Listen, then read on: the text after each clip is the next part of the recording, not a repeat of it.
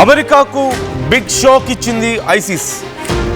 సిరియాలో American సైన్యంపై ISIS ఆకస్మిక దాడి చేసింది. ఐసిస్ దాడుల్లో 3 అమెరికన్లు ప్రాణాలు కోల్పోయారు. మృతుల్లో 2 అమెరికన్ సైనికులు, ఒక పౌరుడు ఉన్నట్లుగా తెలుస్తోంది. మరో 3కి తీవ్ర గాయాలయ్యాయి. ఈ ఘటనపై తీవ్ర దిగ్భ్రాంతి వ్యక్తం చేశాడు ట్రంప్. ప్రతీకారం తప్పదంటూ ఐసిస్కి హెచ్చరికలు జారీ చేశాడు.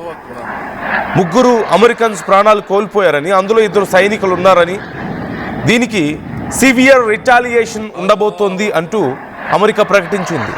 ట్రంప్ ప్రకటించాడు. ఒకసారి ట్రంప్ చేసినటువంటి ఆ కామెంట్స్ కూడా నేను మీకు చదివి వినిపిస్తాను. ట్రంప్ ఒక ట్వీట్ చేశారు. Can you show me the tweet once? ఒకసారి ఆ ట్వీట్ ఇవ్వండి. సో ఇప్పుడు ఏం చేయబోతుంది అమెరికా సిరియా విషయంలో? ఇదే అతిపెద్ద ప్రశ్న. ఈ మధ్యనే సిరియా అధ్యక్షుడితో కూడా ట్రంప్ భేటీ అయ్యాడు. సిరియాలో ఉన్నటువంటి ఇస్లామిక్ ఉగ్రవాదుల్ని ఏరి పారేయాలంటూ ఇరు నాయకులు మాట్లాడుకున్నారు. ఇక్కడ ఇప్పుడు అల్ షరా ఎవరైతే సిరియాని ఏలుతున్నాడో, ఒకప్పుడు ఒక ఉగ్రవాది అల్ షరా. మరి ఇప్పుడు అమెరికా పిలిచి ట్రంప్తో కూర్చొని మాట్లాడుతున్నటువంటి పరిస్థితి.